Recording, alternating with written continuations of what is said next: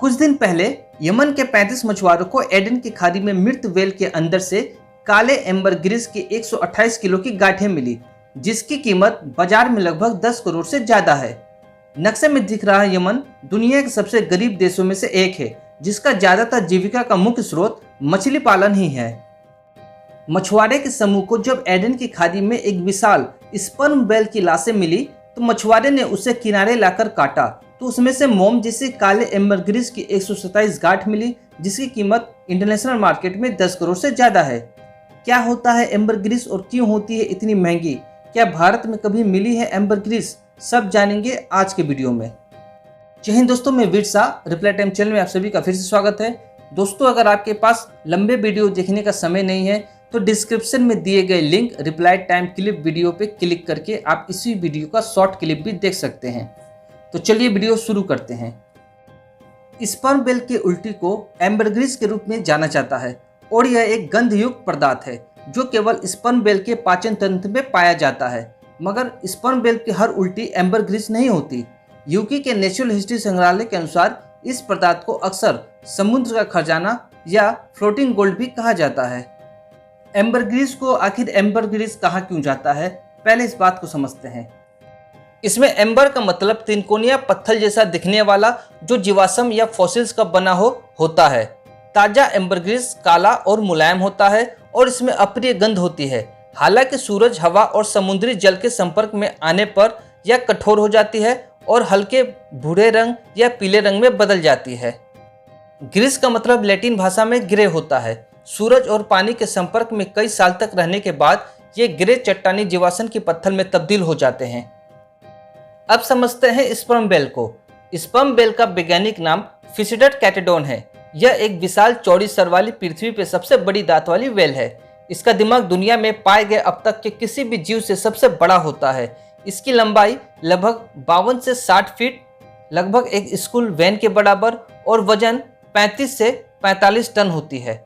Sperm whale के अलावा pygmy whale और बेहद छोटी बोनी स्पर्म व्हेल भी होती है।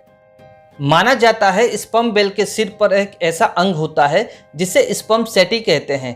इसमें तेल भरा होता है। यह भी माना जाता है कि यह व्हेल का वीर्य यानी स्पर्म होता है, इसीलिए इसे स्पर्म व्हेल कहते हैं। व्हेल एक एनिमल है, न कि मछली, इसीलिए इसके पास एक खास फेफड़ा होता है जो पानी के अंदर 90 मिनट तक गोता लगाने में इसकी मदद करता है। स्पर्म व्हेल पानी के अंदर गहराई तक उतरकर शिकार करती है। यहीं का खाना आगे चलकर एम्बरग्रिस बनता है।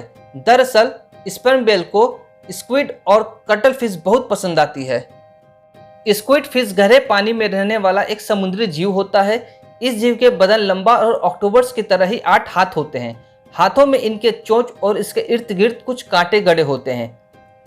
व्हेल की उल्टी एम्बरग्रिस जरूर बनती है, मगर हर उल्टी एम्बरग्रिस नहीं होती। स्पर्म व्हेल कटल फिश और स्क्विड को खाती जरूर है, मगर इसके चोंच और हड्डियों को पचा नहीं पाती, तो वो उन्हें उल्टी करके शरीर से बाहर निकाल देती है। लेकिन कई बार व्हेल की यह आंतों में फंस जाती है। आंत में इकट्ठा होते होते ये टुकड़े बड़े हो जाते हैं। इन टुकड़ों को आपस में चिपकाने के लिए गोंद की तरह काम करता है बाइल। बाइल व्हेल के लीवर से निकलने वाला एक पाचन रस होता है और इस तरह के टुकड़े पाचन रस से मिलकर बन जाते हैं एम्बरग्रिस।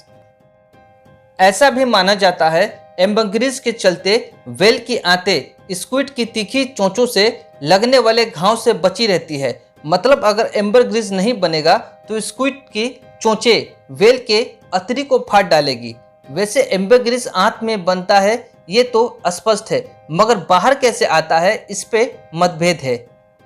यानी कुछ वैज्ञानिक मानते हैं कि यह वोमिट के द्वारा बाहर आता है, तो कुछ वैज्ञानिक मानते हैं कि ये मल द्वार से बाहर आता है। लेकिन व्हेल के सिर्फ उल्टी कर देने से ही एम्बरग्रिस नहीं बनता।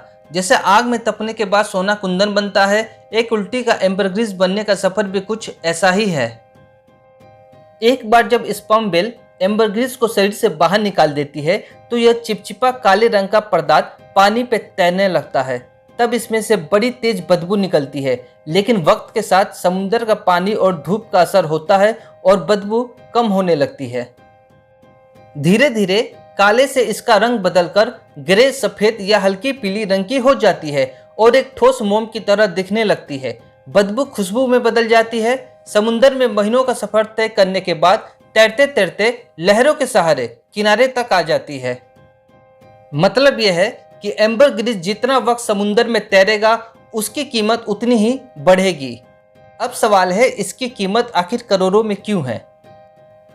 एम्बर ग्रिस से एक पदार्थ निकाला जाता है जिसका नाम होता है एम्बरीन।